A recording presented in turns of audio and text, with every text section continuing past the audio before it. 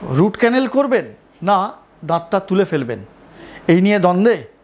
কি করা উচিত কি করা উচিত নয়, আজকে আমরা এই সব নিয়ে আলোচনা করব। আজকে আমরা পাশে পেয়েছি বিশিষ্ট দন্তরোগ বিশেষজ্ঞ ডক্টর সৌম্যজয় বাসুকে। নমস্কার, আমি ডক্টর সৌম্যজয় বোস, আমি কনসালটেন্ট ডেন্টাল সার্জন। আমি যুক্ত আছি গুরু নানক ডেন্টাল কলেজে সিনিয়র লেকচারার হিসেবে। তাছাড়াও আমি আমার private practice Chetla centre for facial aesthetics আমার ক্লিনিকের নাম। আমি এখানেই আমার প্র্যাকটিসটা করি। আজকের বিষয়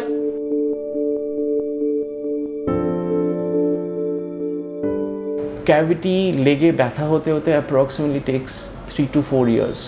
তো কোনো জিনিস আমি যদি সেটা একটা রুটিন চেক আপের মাধ্যমে বছরে একবার, সাপোজ সেটা হয় না, আই নো দ্যাট এটা হয় না, কিন্তু যদি হতো কোনো জিনিস প্রথমেই যদি ধরা পড়তো, সেটা একটা ছোটো ফিলিংয়ে শেষ হয়ে যায়। বাট পেশেন্ট তো সেই সময় আসে না, পেশেন্ট আসে ব্যথা নিয়ে। ব্যথাটা কখন হয়? ব্যথাটা হয় 4 বছর পর, যখন ক্যাভিটিটা এনামেলটাকে ভেদ করে ডেন্টিনে গেল, সেটা ভেদ করে এবার নার্ভে গেল।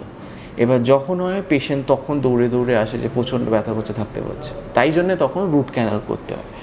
এবার রুট ক্যানেল করা কি ভালো? রুট ক্যানেল করা ইজ দ্য অনলি অপশান যখন আর কোনোভাবেই দাঁতটাকে বাঁচানো যায় না। আজ থেকে অ্যাপ্রক্সিমেটলি 50 to 70 years আগে, বা এখনও মফস্বলের দিকে বা সাবার্বসে এখনও সেরকম অ্যাওয়ারনেস তো নেই দাঁতের।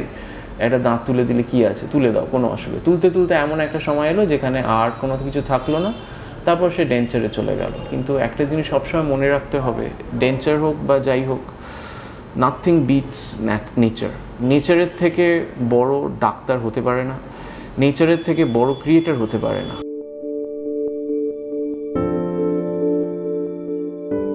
রুট ক্যানেল যখন আমরা করলাম, এই দাঁতটা থেকে আমাদের আর কোনো দিন সার পাবো না।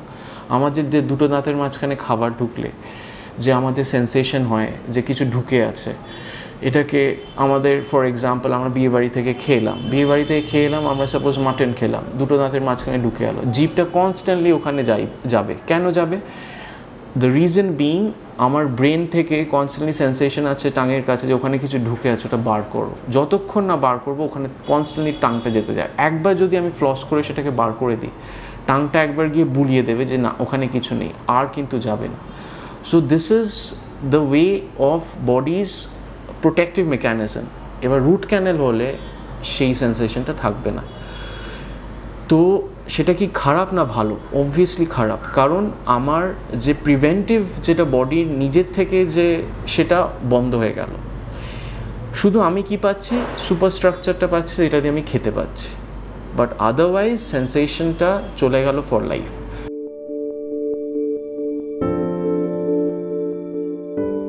একটা root canal is good for a life time.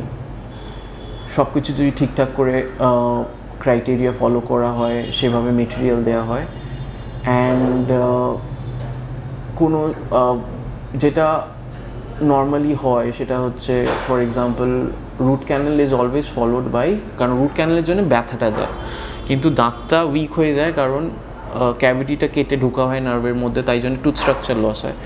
সেই টুথ স্ট্রাকচারটাকে স্ট্রেংথ করার জন্য নর্মালি ক্রাউন করা হয়। ক্রাউন, অলদো আমি ক্রাউন একদম প্রেফার করি না, কারণ ক্রাউনে কী হয়, দাঁতটাকে পুরো কেটে তারপর, ফর এক্সাম্পল আমি যদি টুপি পরি, আমি টুপিটা কখন পরতে পারবো? আমার মাথার স্কালের ডায়ামিটারের থেকে যখন বড় হবে তখনই টুপিটা ঢুকবে। তো সিমিলারলি স্ট্রেংথ দেওয়ার জন্য ক্রাউনটা যখনই ঢোকাতে হয়, ন্যাচারাল দাঁতকে কাটতে হয়। তো এখনও যেটা নর্মালি 99% জায়গায় যেটা হয় সেটা হচ্ছে root canal followed by crown. That is part of the, মানে এটা আলাদা না যে আমি শুধু রুট ক্যানেল করতে চাই, ওটা কখনো হয় না। It is always followed by crown, because নাহলে দাঁতটা ভেঙে যাবে। তো আমি প্রেফারেবলি বলবো যে রুট ক্যানেল যদি ঠিকঠাক করে করা হয়, একটা রুট ক্যানেল যদি ঠিকঠাক করে হয়, তাহলে it will last you a life time, সারা জীবন চলবে। অ্যাজ ফর দ্য ক্রাউন যদি হয়, ক্রাউন চিপ অফ হতে পারে, সেটা it would be followed by a newer, আবার একটা ক্রাউন হয়তো 5 থেকে 10 বছর পর। তাই জন্য আমি যেটা প্রেফার করি না, আমি ক্রাউন আমার প্র্যাকটিসে করা একদম বন্ধ করে দিয়েছি, আনটিল অ্যান্ড আনলেস সেই পেশেন্টের ক্রাউনটাই মানে আমাকে আবার করতে হচ্ছে, যেখানে অলরেডি কাটা আছে আদার্স, তখন আমার হয়তো করতে হচ্ছে। আমার যদি প্রথমে আমি যদি করি, আমি সেটা কি করি, আমি যেই পোর্শনটা পচা আমি সেটা কেটে দিই, কেটে বার করে একটা ইনার্ট মানে আর্টিফিশিয়াল মেটেরিয়াল দিয়ে সেটাকে ভরে দিই, সো দ্যাট আমাকে যেই পোর্শনটা ন্যাচারাল সেটাকে আমায় কাটতে হলো না। ক্রাউন করতে গেলে আমাকে সবসময় কেটে ছোট করতে হচ্ছে, আমি সেটার একদম পক্ষপাতী নয়, কারণ ইনভেরিয়েবলি আমাকে দাঁতটাকে উইক হয়ে যায় ক্রাউন করলে। তো সেটা আমি কখনোই চাইবো না যে আমি, কারণ ক্রাউনটা আমার টাকা দিয়ে কেনা, কিন্তু যে দাঁতটা আমি যে কাটছি that can never be regrown, since it can't be regrown. তো তাই জন্যে আমি প্রেফার করব শুধু পচা অংশটাকে কেটে দাও and then follow it up with an artificial. সেটা আমি আমার প্র্যাকটিসে করি। অ্যান্ড এখন যেটা যাচ্ছে আমেরিকায় বায়োমেট্রিক ডেন্টিস্ট্রি বলে, এটা এখনকার দিনে এখন ইট ইজ কামিং ব্যাক, যে সব কিছুই মিনিমালিজমে চলে যাচ্ছে। মানে আগেকার দিনে ফর এক্সাম্পল বলি, কোনো অ্যাবডোমিনাল সার্জারি যদি হতো পুরো পেটটা কাটতো, আজকাল দিনে কি হয়, এন্ডোস্কোপি হয়। এন্ডোস্কোপি মানে 3টে ফুটো থাকে, একটা দিয়ে ক্যামেরা ঢোকে, একটা দিয়ে কাটিং টুল থাকে, আর একটা দিয়ে সাকশন থাকে। তাহলে কি হচ্ছে, আমার 3টে ফুটোতে আমার অপারেশন হয়ে যাচ্ছে, আর আমার তাড়াতাড়ি, সেন্স আমি বডিকে কম কাটাকুটি করেছি তাই জন্য আমার তাড়াতাড়ি হিল হবে।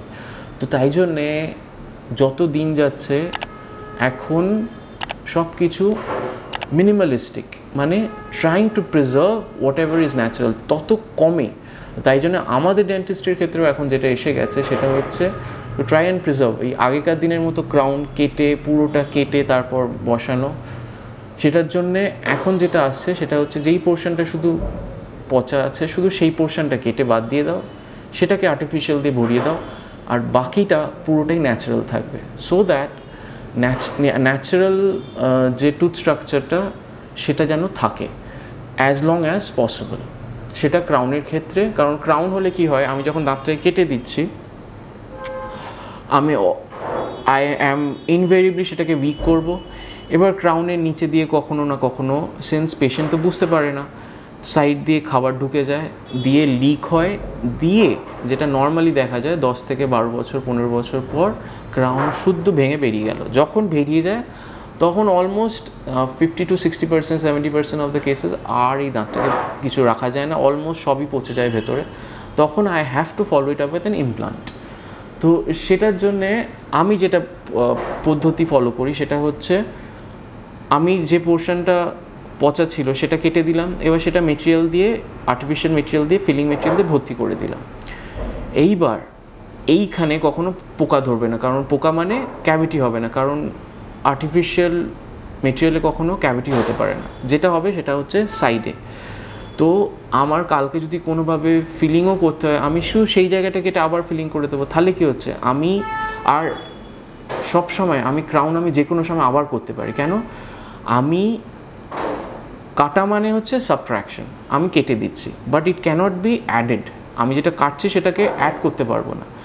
আমি যেটা করছি, আই ক্যান অলওয়েজ সাবট্র্যাক্ট। মানে আমি একটা এক্সাম্পল বলছি, আমি যদি এত বড় একটা দড়ি নিই, এবার আমি আপনাকে দিলাম, আপনি আমাকে বললেন এটা বড্ড বড়, একটু ছোট করে দিন। আমি আপনাকে এতটা ছোট করে দিলাম, এবার আপনি বললেন এটা বড্ড ছোট হয়ে গেল, এটা একটু বড় করে দিন। এটার কি আর বড় হবে? আর হবে না।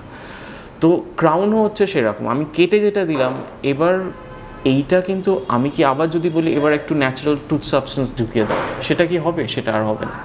তো সেটার জন্যে to try and preserve whatever is natural, দাঁতটাকে যতটা কম করে কাটা যায় ততটাই ভালো, তাতে স্ট্রেংথটা পাওয়া থাকবে আর কি।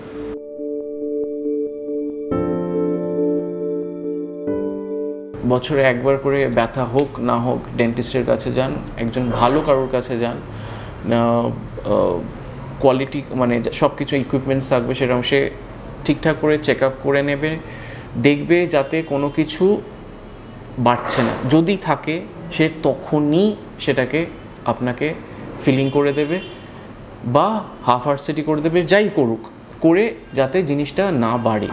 বিকজ ইয়োর মোটিভ, যদি কেউ যদি বলে আমি, কারণ আমি রুট ক্যানাল করলে তো নার্ভকে কেটে দেওয়া হচ্ছে, আর নার্ভটা রিগ্রো হচ্ছে না, তো তাহলে আপনার সব থেকে যেটা অ্যাভয়েড করার জন্য যেটা আপনাকে বললাম, রুট ক্যানাল কি ভালো? অবভিয়াসলি ভালো না, কারণ আপনি কোনো দিন সেন্সেশন পাবেন না এই দাঁত থেকে।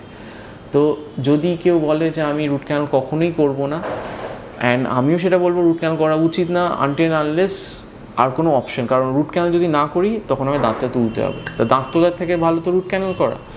তো সব থেকে ভালো কি এটা নয় যে আমাকে রুট ক্যানালই করতে হলো না? তো রুট ক্যানাল যদি না করতে হয়, বছরে একবার করে আপনি ডাক্তারের, ডেন্টাল সার্জনের কাছে যাবেন। যা প্রবলেম সে ছোটোতেই যেন রিপেয়ার করে দেয়, সো দ্যাট নার্ভ পর্যন্ত না যায়। দ্যাট ইজ মাই টিপ, যে আর কখনো তাকে রুট ক্যানাল যাতে না করতে হয়। অসংখ্য ধন্যবাদ ডক্টর সৌম্যজয় বাসুকে আমাদের মূল্যবান সময় দেওয়ার জন্য। আমার আরও পরামর্শ পেতে গেলে দেখতে থাকুন মেডিটিপস। কেমন লাগছে মেডিটিপস? আপনারা কী ধরনের অনুষ্ঠান দেখতে চান অবশ্যই কমেন্ট বক্সে লিখে জানান, এবং যদি কোনো পরামর্শ থাকে অবশ্যই তাও লিখে জানান। আর যেতে যেতে বলবো অবশ্যই চ্যানেলটিকে সাবস্ক্রাইব করে নিন এবং পাশে থাকা বেল আইকনটিকে প্রেস করে দিয়ে অল বাটনটিকে ক্লিক করে দিন, যাতে নতুন ভিডিও আপলোড করলেই তার নোটিফিকেশান পেয়ে যান আপনারা।